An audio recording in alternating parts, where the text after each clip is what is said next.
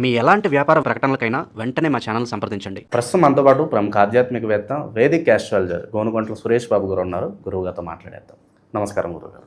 మణికంఠ గారు నమస్కారం అండి. గురుగారు, ఏప్రిల్ మాసం విశేషంగా మిథున రాశి వారికి ఈ నెల ఎదురయ్యే లాభ నష్టాలు, మంచి చెట్లు ఏ విధంగా ఉండబోతున్నాయి, అక్షయ తృతీయను ఏ విధంగా వినియోగించుకోవాలి, ఎలాంటి దానాలు చేస్తే ఈ నెలతో పాటు సంవత్సరం కూడా విశేషంగా వీళ్ళకి కలిసి వస్తుందంటారు?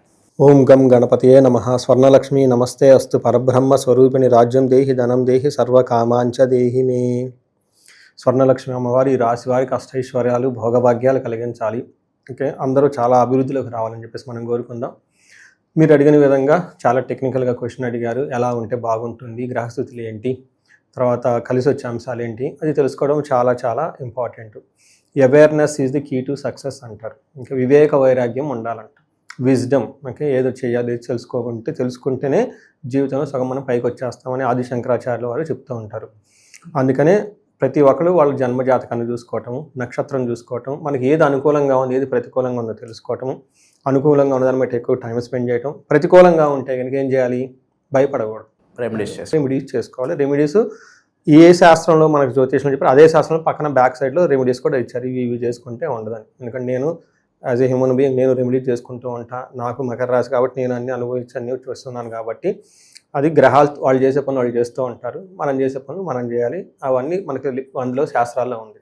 ఇందులో మనం చూసుకుంటే ఏప్రిల్ మంత్లో వెరీ ఇంట్రెస్టింగ్గా 4 గ్రహాలు మారుతున్నాయి. ఒక హైలైట్. రెండో హైలైట్, ఫస్ట్ 15 days చైత్ర మాసం, నెక్స్ట్ 15 days వైశాఖ మాసం ఉంటుంది. మూడో హైలైట్, ఇందులో మనకి 19వ తారీఖున అక్షయ తృతీయ వచ్చింది. తర్వాత వైశాఖ మాసంలో నీరుని గనక దానం చేస్తే మహాపుణ్యం, నారాయణుడికి ఒకే స్వర్గలోకం, ఇవన్నీ డైరెక్ట్గా మనకి విష్ణుతత్వం వస్తుంది అని చెప్పేసి మన గ్రంథాల్లో వివరించారు. ఎందుకంటే ఉదక కుంభ దానం అంటారు. పేరు చాలా టఫ్గా ఉంటుంది. నథింగ్ బట్ వాటర్ బాటిల్ దానం చేయటమే ఉదక కుంభ దానం అంటే దానికి కొంచెం శాస్త్రీయబద్ధంగా ఒక రాగి చెంబు తీసుకొని కొత్తది, దాంట్లో నీరు పోసి మంచినీళ్ళు చక్కగా ఏదైనా సుగంధ యాలకులు కానీ ఏమన్నా వేసి తాగటానికి ఇస్తే, లేదంటే చిన్న పట్టిక బెల్లం కానీ ఏదైనా తాగటానికి ఇస్తే ఆ చెంబు పాత్రతో దానం చేస్తే ఉదక కుంభ దానం అంటారు. ఇది బ్రాహ్మణులకు కానీ వేద పండితులకు కానీ బాగా గురువులు లాంటి వాళ్ళకి ఇస్తే బాగా పుణ్యం అని చెప్పేసి మనకి శాస్త్రాల్లో వివరించడం జరిగింది. చాలా చిన్న రెమెడీ, చాలా బాగా ఎఫెక్టివ్ రెమెడీ అది. లాస్ట్ టైం నా వీడియో చూసి ఒకళ్ళు అమెరికాలో ఆ కార్లో వాళ్ళ వాటర్ బాటిల్ వేసేసుకొని వాళ్ళ ఆఫీస్కి అంతే వెళ్ళిపోయి అక్కడ అందరికీ ఇచ్చేసారంట. సో అలా చేస్తే చాలా మెసేజ్ పెడితే చాలా ఆనందం వేసింది నాకు. సో ఇలా మనకి ఇది శాస్త్రంలో చెప్పారు. ఇవి ధర్మ సందేహాలు ఇవన్నీ సంబంధించి శాస్త్రాలు వివరించారు కరెక్ట్గా ఏ మాసంలో ఏం చేయాలనేది. అది మీతో షేర్ చేసుకోవడం జరిగింది. మన ప్రేక్షకులు కూడా చక్కగా దాన్ని సింపుల్ రెమెడీ, అంత హార్డ్లీ 500 రూపీస్ రెమెడీ చేసి బాగుంటారనేసి మనం ఆశిద్దాం. సో మనం ముఖ్యంగా మిథున రాశి కనుక చూసుకుంటే వీళ్ళకి సమానంగా ఉంటుంది, తటస్థంగా ఉంటుంది. 2 గ్రహాలు అంటే మొత్తం ఏప్రిల్ నెలలో మనకి 4 గ్రహాలు మారుతూ ఉన్నాయి. అందులో 2 గ్రహాలు మనకి వీళ్ళకి పాజిటివ్గా ఉన్నాయి, 2 వచ్చేటప్పటికి తటస్థంగా ఉన్నాయి. అంటే ఓవరాల్గా చూసుకుంటే వీళ్ళకి ఈ మంత్లో పెద్ద ఒడిదుడుకులు ఏముండదు, ఒక తటస్థంగా నార్మల్గా సాదాసీదాగా పోయే విషయాలని మనం గమనించుకోవాలి. అయితే కొన్ని విషయాలు మనం చెప్పుకుందాం, ఎక్కడెక్కడ వీళ్ళు జాగ్రత్తగా ఉంటే బాగుంటుంది అనేది. ఇందులో మిథున రాశి ఫస్ట్ మనం చూస్తే ఇందులో మృగశిర 3-4 పాదాలు, ఆరుద్ర 1-2-3-4 పాదాలు, పునర్వసు 1-2-3 పాదాలు అంతా మిథున రాశిలో ఉంటాయి. ఇందులో మొదటి అక్షరం వాళ్ళ పేరు బలం కనుక చూసుకుంటే కా, కీ, కు, ఖం, జ్ఞ, చే, కో, కా, హ అన్న లెటర్స్ అంతా కూడా ఈ మిథున రాశిలో ఉంటారు. ఇందులో మీకు ముందు చెప్పిన విధంగా 4 గ్రహాలు మారుతున్నాయండి. అవి సూర్యుడు, కుజుడు, బుధుడు, శుక్రుడు. బుధుడు, శుక్రుడు శుభగ్రహాలు. సూర్యుడు, కుజుడు వచ్చేటప్పుడు వీళ్ళకి క్రూర గ్రహాలు అంటారు జ్యోతిష శాస్త్రంలో. ఏమవుతుంది ఈ గ్రహాల యొక్క మార్పు కనుక చూసుకుంటే 10వ స్థానంలో సూర్యుడు ఫస్ట్ 15 days ఉండి వీళ్ళకి క్రియాఫలం, అనుకున్న పనులన్నీ చక్కగా వీళ్ళకి అయ్యే విధంగా ఖచ్చితంగా ఫేవరబుల్గా ఉంటుంది. తర్వాత 15వ తారీఖు నుంచి మళ్ళా సూర్యుడు మారటంతో విత్త లాభం అని చెప్తారు. అంటే ధనలాభం బాగుంటుందని గమనించాలి. టోటల్గా మనం చూసుకుంటే లఘు గోచారం, సూక్ష్మ గోచారం ప్రకారం 4 గ్రహాలు ఏ విధమైన రిజల్ట్ వీళ్ళకి ఇస్తున్నాయంటే ధనలాభం వస్తుంది, శుచ్యం అంటే ఎక్కడో ఒక చోట కూర్చుని వల్ల బాధపడే అవకాశం ఉంటుంది, శేష సౌఖ్యం ఆల్రౌండ్ హ్యాపీనెస్ ప్రాస్పరిటీ ఉంటుంది, అర్ధప్రాప్తి ధనం వస్తుంది అని మనకు చెప్తూ ఉంటారు. ఇందులో కొంచెం ఏంటంటే కొంచెం శుచ్యం కుజుని వల్ల వర్క్ ఎన్విరాన్మెంట్లో కొంచెం ఇబ్బందులు ఉండే అవకాశం ఉంటుంది. మిగతా అన్ని విషయాలు చాలా బాగుంటుందని మనం గమనించాలి. అయితే శుక్రుడు 12వ స్థానంలో ఉండటంతో ఇది అంత అనుకూలమైన పొజిషన్ కాదు. ఒక రకంగా ధన ప్రవాహం వస్తూనే శుభకార్యాల గురించి ధనం ఖర్చు చేస్తూనే ఉంటారు. కొలగా హంగులకి ఆర్భాటాలకు ఎక్కువగా డబ్బులు ఖర్చు పెట్టేసి విపరీతంగా డబ్బులు ఖర్చు పెడతారు. అయితే ఇందులో మనకేం చెప్తారు, కృష్యాది సర్వ విఘ్నం, కష్టపడితే కానీ పనులు అవుతుంది, ఆటంకాలు శుక్రుడు కలిగిస్తూ ఉంటారని గమనించాలి. ఆయుధ పీడ, ఎక్కడైనా కనుక ట్రావెల్స్ అయ్యి చేస్తుంటే కొంచెము వస్తువులతో వాటితో హ్యాండిల్ చేసేటప్పుడు జాగ్రత్తగా ఉండాలి. సడన్గా వాటి వల్ల దెబ్బలు తగిలే అవకాశం ఉంటుంది. ఇవి మనకి ఏ గ్రహం ఎక్కడుంది, వాటి యొక్క రిజల్ట్ ఏందని మనం తెలుసుకున్నాం. అయితే కుజుడు వీళ్ళకి 10వ స్థానంలో ఉండి కొంచెం ఇబ్బంది పెట్టే పరిస్థితిలో ఉన్నారు. ఏ విధంగా ఇబ్బంది పెట్టవచ్చు, నిత్యం క్లేశ సదా వ్యాధి. ఈ టైంలో వీళ్ళకి కొంచెం మానసికంగా కొంచెం టెన్షన్గా ఉండటము, తర్వాత ఏదో ఒక వ్యాధితో బాధపడటం, సదా భోజన దుర్బలం, టయానికి భోజనం చేయకపోవటం, సదా సంచార ఉద్యోగం, మెయిన్ ఇది ఇంపార్టెంట్. అంటే ఎలా ఉంటుంది సంచార ఉద్యోగం అంటే వర్క్లో వీళ్ళకి కొంచెము ఏమవుతుంది, అటు ఇటు తిరుగుతూ ఉండటం, బాగా ప్రెషర్గా ఉండే అవకాశం ఎక్కువ ఉంటుంది. దీంతోపాటు ధనం కోల్పోయే అవకాశము, సపరేషన్ అంటే భార్యాభర్తల మధ్య కొంచెం గొడవలు వచ్చే అవకాశం ఉంటుందని గమనించాలి.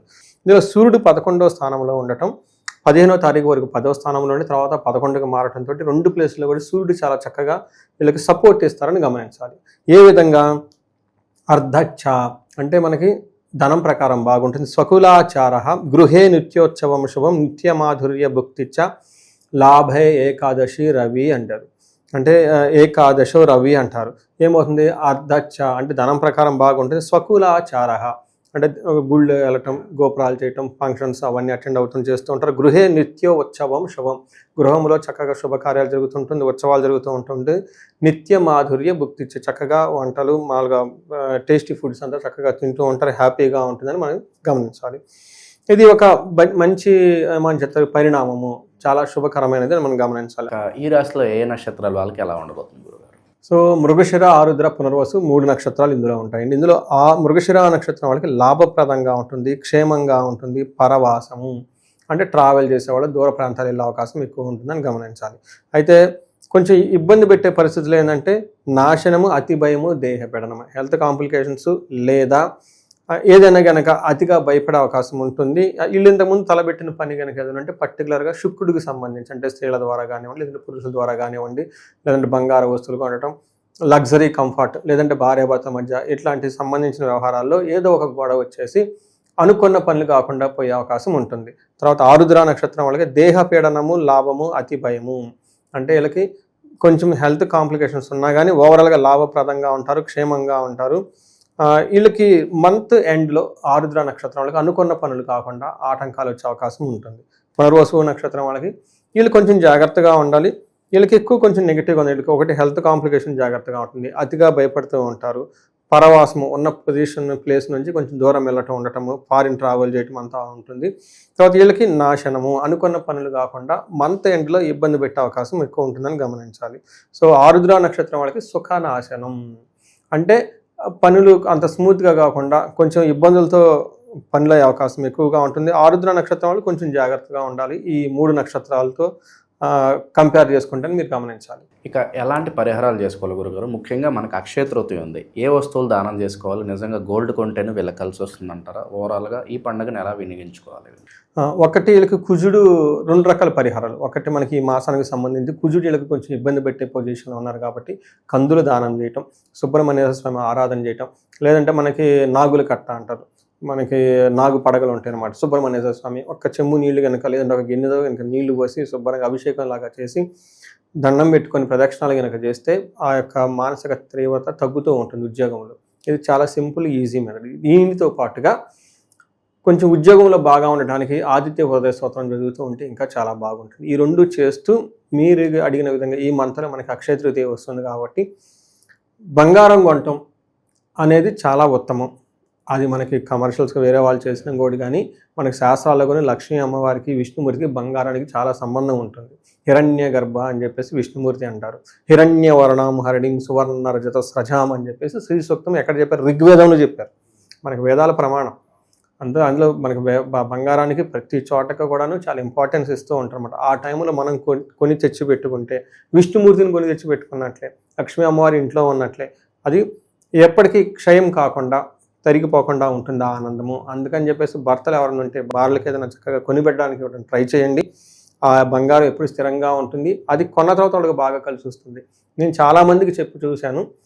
ఆ టైంలో ఆ పర్టికులర్ టైంలో కొన్న తర్వాత ఆ సంవత్సరం 1-2 సార్లు ఇంకా బంగారం కొన్నవాళ్లే ఉన్నారు. బంగారం కొనడం కూడా చాలా ఇంపార్టెంట్ అండి. ఏ ఏ డిజైన్ పడితే ఆ డిజైన్ కొనకూడదండి. బంగారం ఏ టైంలో పడితే ఆ టైం కూడా కొనకూడదు. ఎందుకంటే ఆ బంగారం కొన్న విశేషం చాలా ఇంపార్టెంట్. అందుకని మంచి ముహూర్తాలు కనుక కొంటే చక్కగా కలిసి వస్తుంది.